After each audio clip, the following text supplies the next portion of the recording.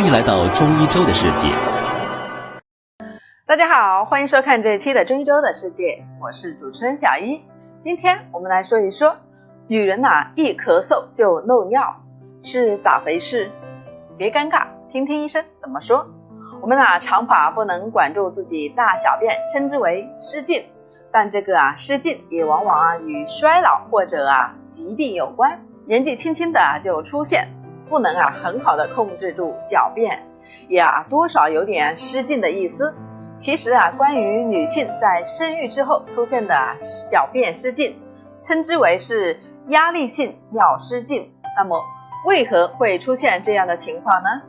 主要从两个方面能分析。一，特殊的生理结构。首先是女性的特殊的生理构造，导致女性的尿道短，本身就更容易出现漏尿的现象。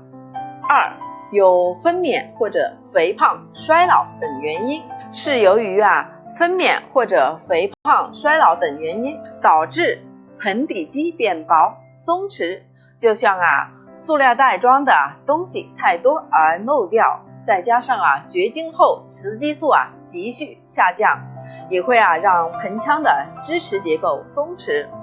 除了以上常见的两个原因以外，一些慢性病如慢性支气管炎导致的长期咳嗽，可能让负压长期增大，也破坏盆底肌的弹性。好了，今天就和大家分享到这里了。如果大家有什么疑问或是建议，请在下方评论区给我留言吧。